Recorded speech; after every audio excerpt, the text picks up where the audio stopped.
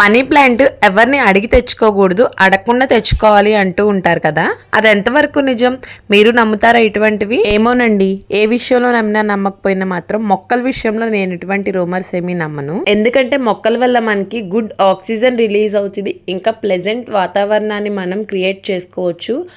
10 మొక్కల్ని పెంచితే 10 మంది పిల్లల్ని పెంచినట్టు ఫీల్ అయిపోతాను నేను. నాకు ఇక్కడ సోర్సెస్, ప్లేస్, అవకాశాలు అన్నీ కుదరక కానీ, లేదంటే నాకన్నా బాగా మొక్కలు పెంచే వాళ్ళు ప్రపంచంలో చాలా తక్కువ మంది ఉంటారనేది నా ఓన్ ఫీలింగ్ అంతే. ఆల్రెడీ నాకు ఇంట్లో మనీ ప్లాంట్ ఒక చిన్న మొక్క పెరుగుతోంది, కానీ నేను మొన్న గురువారం టెంపుల్కి వెళ్ళినప్పుడు ఆ గేట్ వైపున ఎక్కువ తక్కువగా విడబడిపోయి ఉన్నాయి. సరేలేం బాగుంది కదా అని చెప్పి గుమ్మం పక్కన పెడదామని చెప్పి చిన్న కొమ్మని ఇలా లాగితే వచ్చింది, దాన్ని తీసుకొని వచ్చాను. నేను ఇది దొంగతనంగా ఫీల్ అవ్వట్లేదు, అడగకుండా తీసుకొచ్చినట్టు కూడా ఫీల్ అవ్వట్లేదు.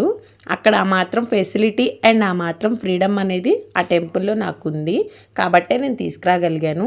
ఆ టెంపుల్ దగ్గర నుంచి నేను చాలా మొక్కలు తీసుకొచ్చాను.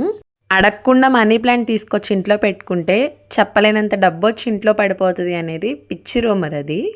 ఎనీవే, ఎవరి ఒపీనియన్ వాళ్ళది, మనం కొట్టిపడేయడానికి లేదు. ఎవరి నమ్మకం వాళ్ళది, అంతవరకే. మనం కడుపు నిండా తింటే మనం పుష్టిగా ఉంటాము. మొక్కలకి చక్కగా కడుపు నిండా నీరు పోస్తే, వాటికి ఏదైనా ఎరువు వేస్తే బాగా పెరుగుతాయి, పచ్చగా కలకల్లాడుతూ ఉంటాయి. అంతవరకే నమ్మాలండి. పసిపిల్లల్ని పెంచడం ఒక ఎత్తు, పచ్చని మొక్కల్ని పెంచడం ఒక ఎత్తులాగా మనం బాధ్యత తీసుకోవాలండి. మొక్కల్ని తెచ్చేసాం, మూలన పెట్టేసామంటే అవి పెరగడానికి వాటికి కాళ్ళు చేతులు ఉండవు కదా, మెయింటైన్ చేసుకుంటే చక్కగా పెరుగుతాయి. That's it the reason. అయినా చూద్దాం.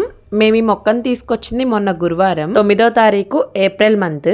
ఈ రోజు నుంచి 99 డేస్ టైం తీసుకుందాము. ఎంత లక్ కలిసి వస్తుందో చూద్దాం.